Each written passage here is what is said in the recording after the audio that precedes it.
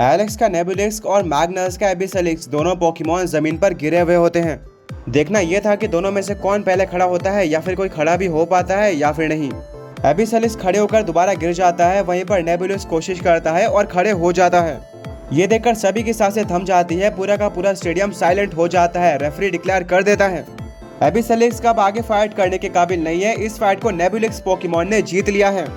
वह स्टेडियम में इतना सन्नाटा हो चुका था जितना पहले कभी भी देखने को नहीं मिला था। इससे पता चलता है कि मैग्नस की फैन फॉलोइंग कितनी ज्यादा है और वो मैग्नस के एक पोकेमॉन हारने के बाद भी काफी निराश हो जाते हैं। कमेंटेटर कहता है एलेक्स ने कमाल कर दिया, उसने लीड ले ली है, उसके सिर्फ एक पोकेमॉन हारे हैं, वहीं पर मैग्नस के 2। और हाँ, ये पूरे टूर्नामेंट में सबसे पहली बार हुआ है कि मैग्नस के 2 पोकेमॉन हार चुके हैं, वहीं पर सामने के ट्रेया के 3 या फिर उससे ज्यादा पोकेमॉन डिफीट नहीं हुए हैं। एलेक्स ने तो कमाल की टक्कर दी है एंड फिलहाल के लिए वो आगे भी चल रहा है। फाइट शुरू होने से पहले आखिर ये किसने सोचा होगा। मैग्नस अपने एबिसैलिक्स पोकेमॉन को वापस लेता है। उसके फेस पर बिल्कुल भी नर्वसनेस तो नहीं थी, बट स्टिल वो एलेक्स की तारीफ करना चाहता था। वो कहता है कि पहली बार मुझे ऐसा लग रहा है कि कोई पोकेमॉन ट्रेनर मुझे कंपटीशन देने वाला है। एंड एलेक्स, यही एक काफी ज्यादा बड़ी बात है, तुम्हारे पोकेमॉन सच में दम खम रखते हैं और तुमने लीड भी ले ली। अभी तक कोई भी पोकेमॉन ट्रेनर किसी भी पॉइंट पर मेरे से आगे नहीं बढ़ पाया था पोकेमॉन बैटल में। ऐसा करने वाले तुम सबसे पहले पोकेमॉन ट्रेनर हो, बट हाँ, ज्यादा खुश मत होना क्योंकि ये लीड ज्यादा देर तक नहीं टिकने वाली है। मैग्नस अपने तीसरे पोकेबॉल को टॉस कर देता है, जिसमें से बाहर आता है स्टील और ग्राउंड टाइप का लेजेंडरी पोकेमॉन टाइटनॉक्स।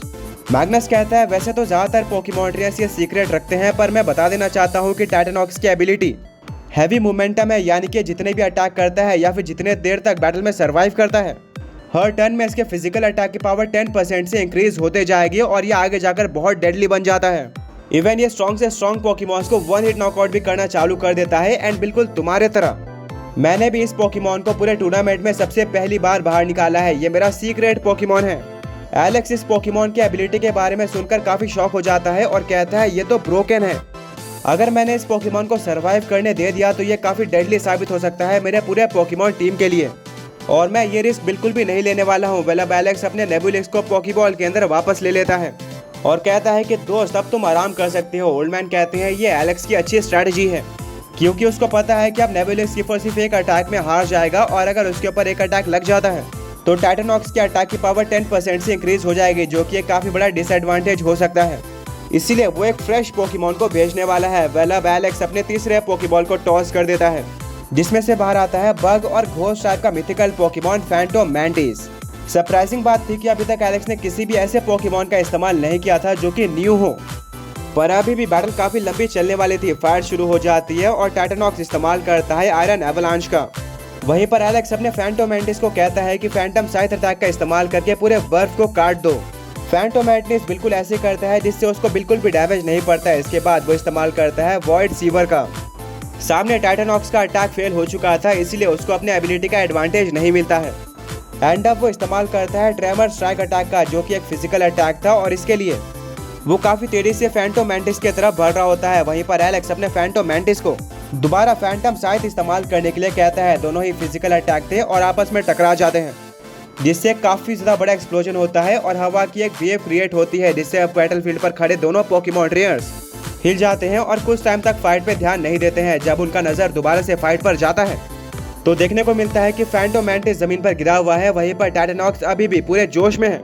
एक और अटैक करने के मैग्नस कहता है ये हुई ना बात, अब मजा आ रहा है, इस्तेमाल करो टेक्टोनिक शिफ्ट अटैक का। वेल, पूरा का पूरा बैटलफील्ड हिलना स्टार्ट हो जाता है, जिसके ऊपर फैंटोम मैंटिस को खड़े होने में दिक्कत आ रही थी। उसका पूरा फोकस अपने आप को बैलेंस करने में था और गिरने में नहीं था, बट इसी का फायदा उठाते हुए मैग्नस अपने टाइटनॉक्स को दोबारा से ट्रेमर स्ट्राइक अटैक इस्तेमाल करने के लिए कहता है और काफी तेजी से इस अटैक का इस्तेमाल हो भी जाता है, जिससे फैंटोम मैंटिस स्टेडियम के वॉल पर जाकर टकराता है। वॉल पर एक काफी बड़ा डेंट आ चुका था और फैंटोम मैंटिस जमीन पर गिर जाता है। इस पर एलेक्स का कोई भी रिएक्शन नहीं था। ब्रॉक कहता है ये क्या फैंटोम मैंटिस इतने जल्दी हार जाएगा? ये तो मैंने नहीं सोचा था। रेफरी फैंटोम मैंटिस को चेक करता है और डिक्लेयर कर देता है कि वो आगे फाइट करने के काबिल नहीं है। इस फाइट का विनर टाइटनॉक्स है। कमेंटेटर कहता है 3 अटैक, हाँ सिर्फ 3 अटैक में टाइटनॉक्स ने फैंटोम मैंटिस को ढेर कर दिया है और अब ऑफिशियली मैग्नस का कमबैक हो चुका है। वो अपने असली फॉर्म में आ गया है। मैग्नस कहता है टाइटनॉक्स बहुत बढ़िया, इसीलिए मैंने तुम्हें सही मौके के लिए बचा कर रखा था अभी तक। एलेक्स, क्या तुम्हें डर फील हो रहा है और ऐसा लग रहा है कि तुम एक टॉप पोकेमॉन ट्रेनर के सामने बैटल कर रहे हो?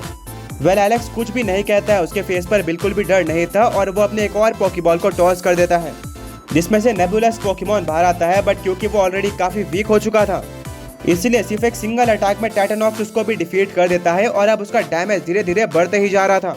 कमेंटेटर कहता है ये क्या, एक टाइम पर एलेक्स के एक पोकेमॉन हारे थे, वहीं पर मैग्नस के 2 पोकेमॉन हार चुके थे, पर अब अचानक से एलेक्स के 3 पोकेमॉन हार चुके हैं, वहीं पर मैग्नस के 2 ही हारे हैं। टाइटनॉक्स ने बैटल के मोमेंटम को पूरी तरह से शिफ्ट कर दिया है मैग्नस के तरफ। आगे बढ़ने से पहले पिछले पोकी क्विज के विनर्स ये रहे। एंड आज का क्वेश्चन ये है कि आपके स्क्रीन पर जो ये पोकेमॉन है उसका नाम गेस करो। एलेक्स के फेस पर अभी भी कोई रिएक्शन नहीं होता है, वो काफी शांत लग रहा था और पूरा फोकस कर रहा था बैटल पर। ये किसी भी पोकेमॉन ट्रेयर में काफी रेयर क्वालिटी होती है, इतने ज्यादा बड़े फाइट में अपने आप को शांत रखने की।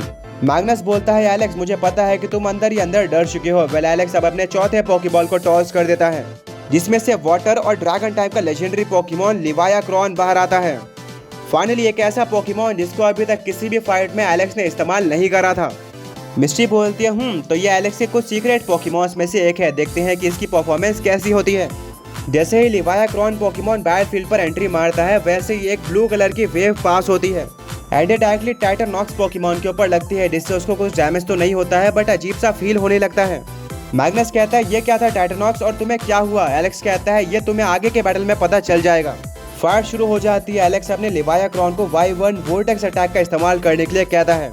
वहीं पर टाइटनॉक्स जिसके अटैक का डैमेज अब चांद पर जा चुका था, वो इस्तेमाल करता है ट्रेमर स्ट्राइक अटैक का एक और बार, क्योंकि यह अटैक अभी तक काफी सफल साबित हुआ था मैग्नस और टाइटनॉक्स के लिए। पर उन दोनों को ये समझने में ज्यादा टाइम नहीं लगता है कि बैटलफील्ड में आते ही उस वेव ने टाइटनॉक्स के साथ क्या किया था।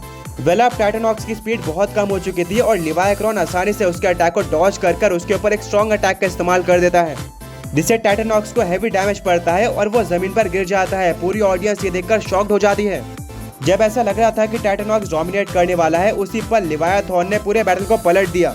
पूरे फाइट में टाइटनॉक्स की स्पीड काफी कम होती है और वो एक भी अटैक लैंड नहीं कर पाता है लिवायाक्रॉन के ऊपर। वहीं पर लिवायाक्रॉन अपने कुछ स्ट्रॉन्ग अटैक जैसे कि ड्रैगन टाइड और एबिसल टॉरेंट से टाइटनॉक्स को काफी हैवी डैमेज पड़ता है। पर आगे के फाइट में मैग्नस समझ जाता है कि यहाँ पर उसको स्पेशल अटैक इस्तेमाल करने होंगे। पर प्रॉब्लम ये थी कि स्पेशल अटैक टाइटनॉक्स की खासियत नहीं है, बल्कि वो फिजिकल अटैक ज्यादा बेहतर परफॉर्म कर पाता है। 5 पोकेमॉन ट्रेयर्स में से एक है।